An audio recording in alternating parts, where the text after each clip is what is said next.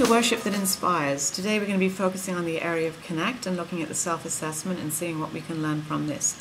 One thing that we have learned, which is really exciting to me, is that in this area, the churches or the locations that scored highest on Connect also scored higher on having new members. So obviously there's a connection between making a relationship with people through Connect and having people who want to join our church.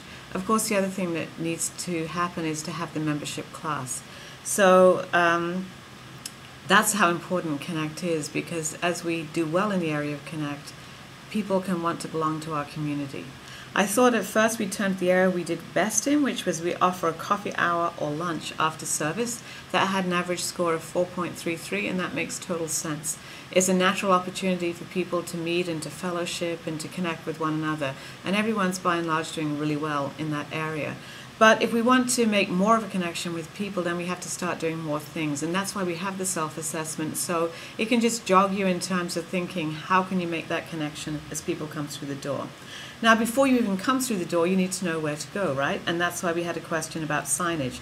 An average score of 2.33, so we need to think about how to improve our signage.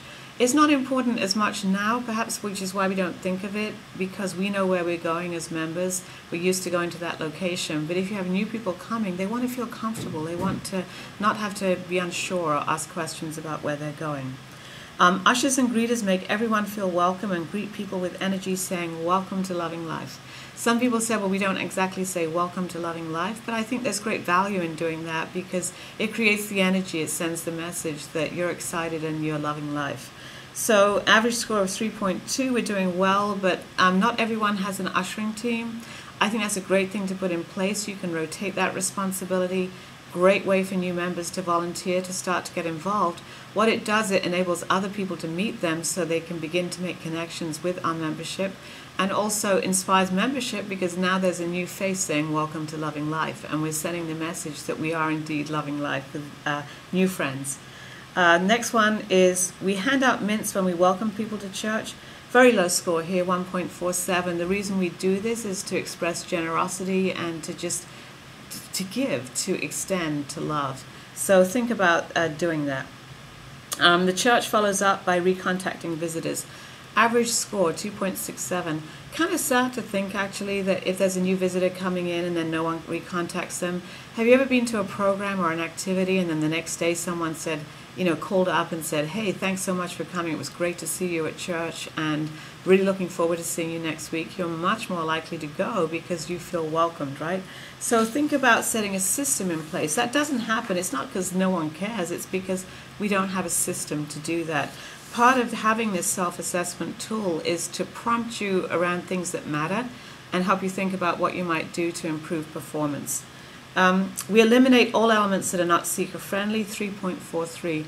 The reason that this is important is not because we don't value certain of our traditions and practices like pledge or perhaps having the chairs of true parents, but it's because it causes a guest, someone searching for God, to take a step back and go, "Oh, that seems odd," or "I don't get that." We're trying to make a service environment that all people can connect to, and then as we make friends with these people and we connect more, we start to share who we are and our practices and our faith traditions. But Sunday service is a place that's universal so that all people can feel welcome. The church follows up on prayer requests, 3.4, so a few prayers didn't have support. So, really we want to create the culture where everyone knows we're praying for each other, supporting each other, loving each other in tangible ways. The next one, number 8, young adults are inspired by the experience, an average score of 2.7, so it means half are, perhaps half aren't. So we need to think about what we can do to improve the experience for our young people, and a lot has to do with them seeing themselves represented in the service. They feel like this is a place that they belong. So how we connect to them is really important.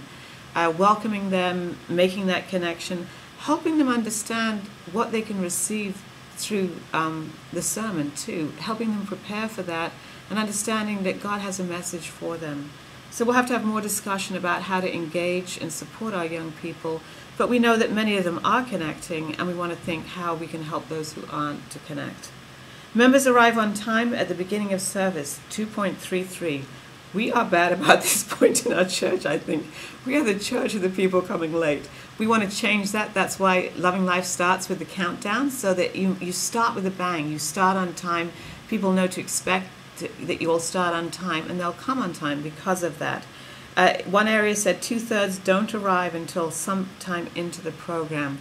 Let's try and change our culture about that. It's important for our guests. Also, number 10, service is very open, accessible gateway for new guests to come and experience church. 3.5 average score. So we're getting there. And the more that we make our church accessible and universal, the more that we'll score higher on that. We have a resource table after service, 2.3. Kind of a low score, perhaps not something we're thinking about. But if we put out resources, if we put out things like the autobiography, if we put out brochures and flyers, and we'll try and create more from headquarters to support you in that regard. But this enables people to find out more. They might come and have a great time at Sunday's service, but do they know there are programs during the week that they can attend? They could come to ballroom dance, they could come to a connect group, and I know that many areas have great connect groups. That's why they're going to learn about it at a resource table. It's a great way to extend the invitation to connect during the week. Children 10 years old and above participate in the service. Now that had an average score of 3.5. I know some areas are still running Sunday school for older children. The reason that Ingenim recommends that everyone sits down together as a family is that you're learning as a family. You're watching your parents listen and receive the message from our senior pastor, Reverend Injim Moon, valuing that, and then you have something to talk about on the car ride home or one of those teachable moments during the week. You know, the parent can bring out something from the service and say, hey, Ingenim said this, and this made me think of that. So you're actually teaching each other during the week. Very important. So we expect Sunday school and those kinds of learning opportunities to happen, but we're saying worship together. We're a family of faith, and we become a family of faith when we worship together, receive God's word together. We understand it and we interpret it in the context of our lives. A parent can say, to a 10-year-old, oh, when Ingenim said that, she meant this, and can explain it. So it elevates parents as teachers, which is so important for the long-term health and education of our children. So I really encourage you in that area, if you're doing Sunday school during Sunday service, to think about what the children might, and the parents too, what families might be missing out on if they can't receive this message together. And finally, circles or small groups meet after church, 2.7. Now, in some areas, that's because the area is very small. Perhaps the church is small and they don't have a formal circle. They're just meeting and having coffee together, and that's natural. But I think about the function of the small groups and the circles and what they could produce for your church. So thank you for all you do to make a great service each and every week, to inspire brothers and sisters and our new guests. And just wanted to encourage you around these points of connect. You might want to go through your self-assessment again now that you've heard this, and think about ways that you could improve. And we're always seeking to do better all the time. Thank you.